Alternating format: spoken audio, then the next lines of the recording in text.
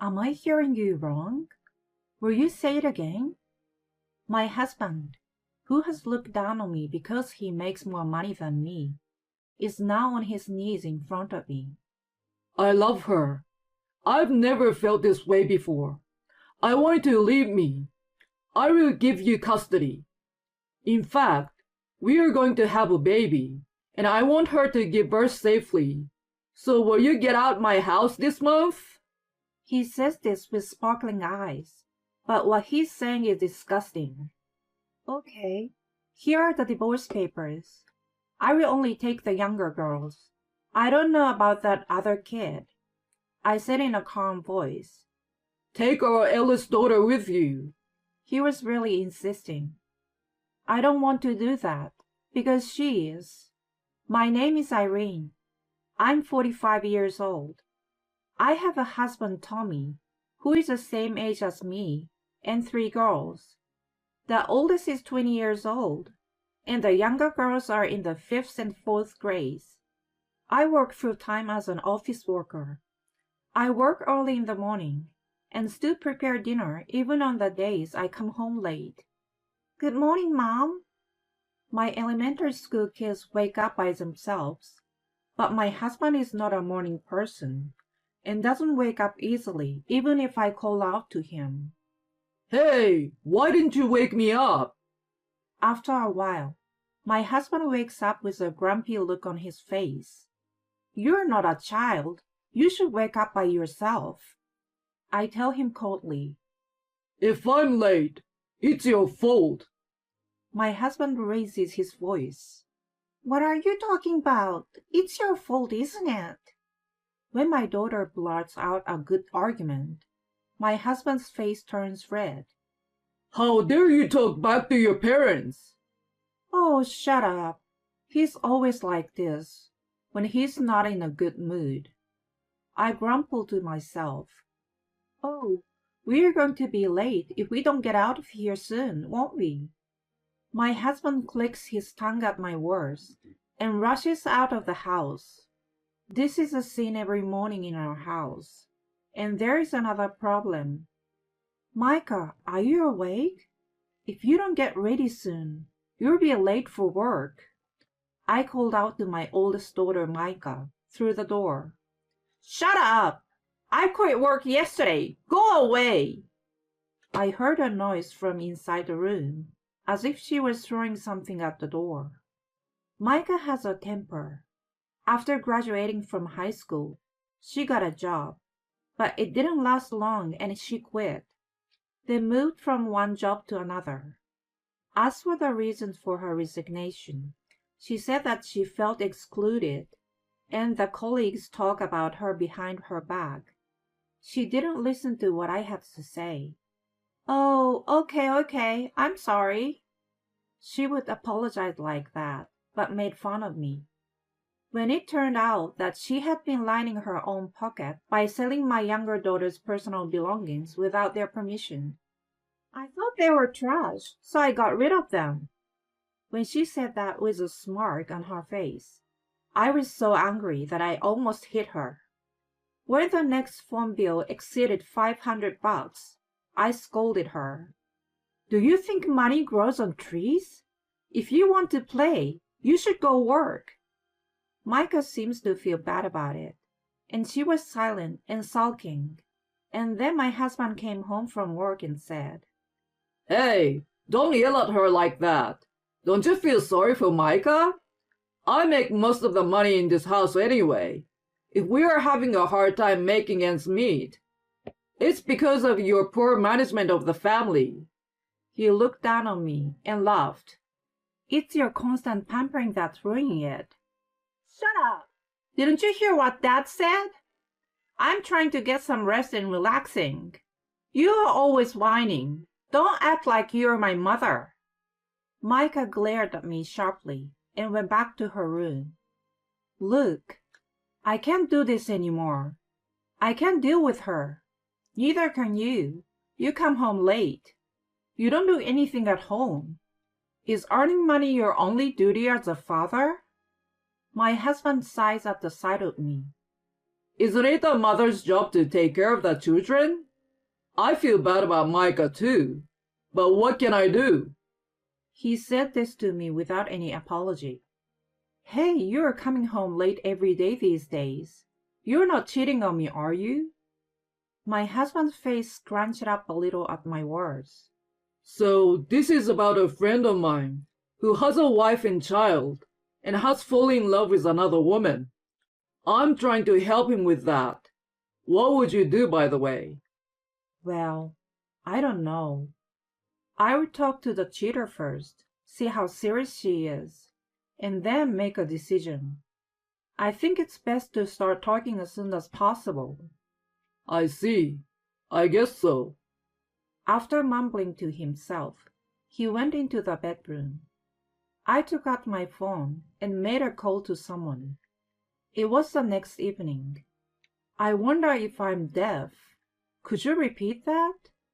In front of me was my husband, who usually looks down on me in a big way, and a young woman who is standing by him, looking at me with a slightly smug look on her face.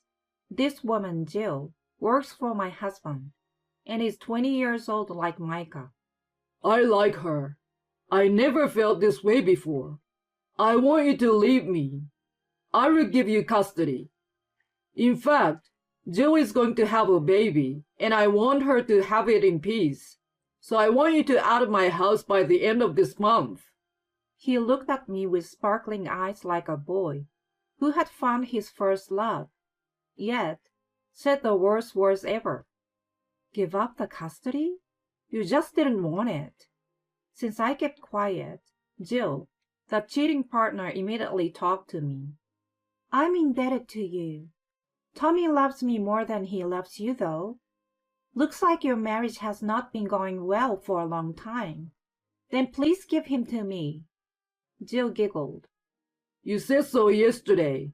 You said you will make a decision after you hear what the other person has to say.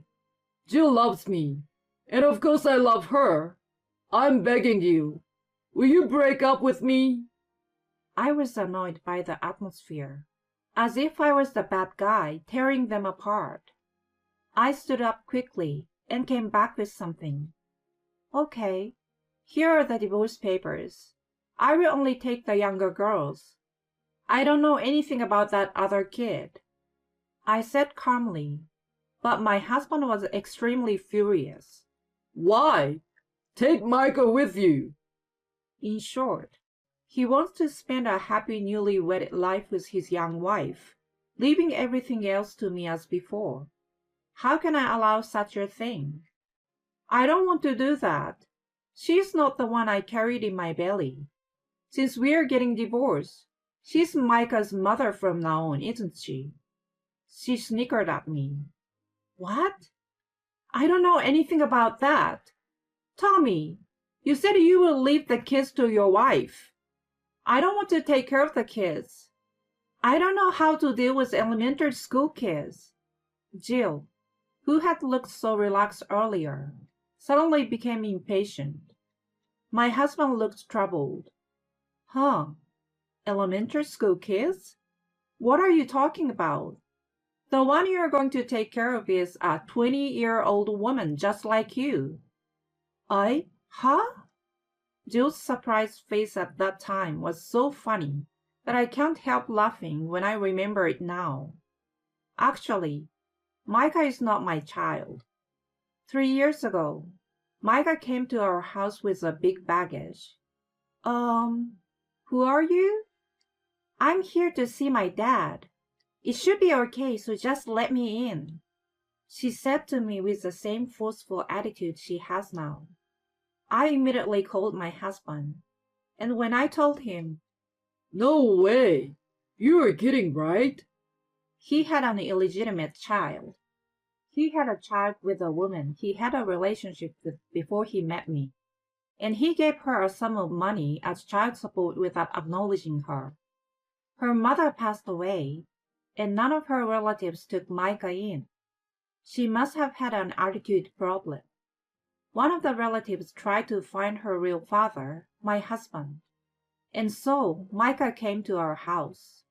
At the time, my children were in the early grades of elementary school, and I didn't know how to explain the sudden appearance of a half-sister. Naturally, I refused to take Micah in. Then my husband got down on his knees, as he is doing now. Please, just for a little while. When she graduates from high school, of course I will let her leave. Just until then, please. I just watched my pathetic husband. Micah was a sophomore in high school at that time. I reluctantly agreed. I explained to the younger children that she was my husband's relative. At first, she was reserved. As time went by, Micah became arrogant to me and my daughters. She looked just like my husband, and I felt that she was really his child. Micah was sleeping on a mattress on the floor, but then, "I want my own room." When she told my husband this, he told me he had no choice but to give my younger daughter's room to Micah. And so, my two daughters shared a room with each other. Naturally, I was furious, but my husband said, It's only for a little while, right? She's leaving next year anyway. After Micah graduated from high school, she stayed at home and showed no sign of leaving. Furthermore, my husband suggested to me to treat Micah as my eldest daughter. At this point, my heart was filled with a desire to divorce my husband. I guess I had already made up my mind when I found out that he had an illegitimate child. My husband had spoiled Micah, who was causing problems without even facing them. If discipline is a role of a parent, then it is my husband's role to discipline Micah. It is none of my business. I increased my working hours from part-time to full-time as soon as I took Micah in order to get our lives on a more stable footing. When I had some stability in my income and found a place to live with my daughters, I found out that my husband was cheating on me. The thought of my husband divorcing me without me knowing anything about it and living a comfortable married life with his new partner ignited my desire for revenge. I snickered at their ugly argument in front of me and snatched away the divorce papers filled out by my husband. "Well then, I will leave this house as you wish. The house still has a mortgage, and you will each pay me alimony from now on, right?" "Oh, of course, and child support." "Jill, you're in a lot of trouble. This old man will be 60 in less than 20 years.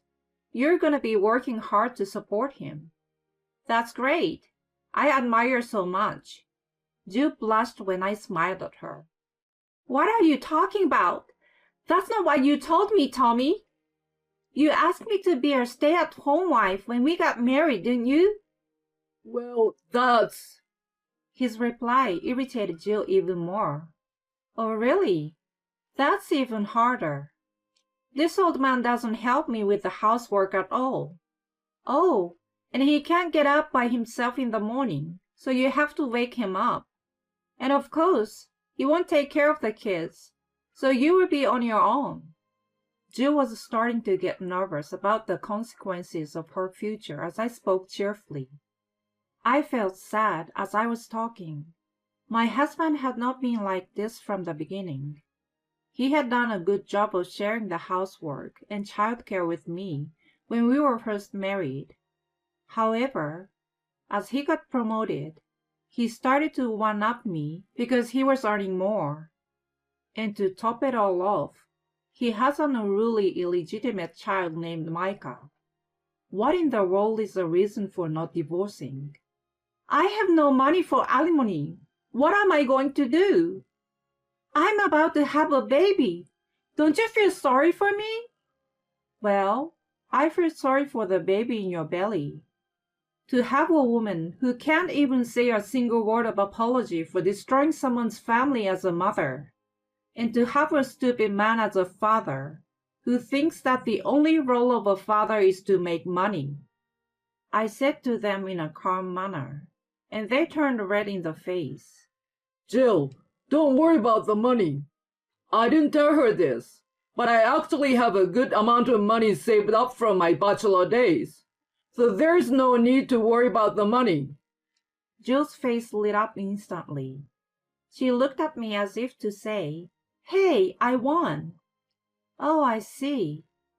Oh, I thought I saw Micah rummaging through your wallet a little while ago. I think it was a credit card." My husband's face turned pale as I made a deliberate pretense of thinking. He rushed to Micah's room. "Hey, you didn't." Micah seems to have overheard our discussion from her room. "Well, I borrowed some money. I don't know the total amount, but maybe about $2,000 this month." Micah laughs bitterly, but soon turns the tables on him and says, "But I don't have a choice. I'm in the middle of recharging my batteries, so it's your fault for being stingy and not giving me an allowance." Jill, the cheating partner, looked at the arguing father and daughter with a tense expression on her face. I was standing behind her. Isn't she an energetic girl? I couldn't even handle her. Good luck, her new mom. Oh, and don't forget the alimony. Jill fell to her knees and started waiting.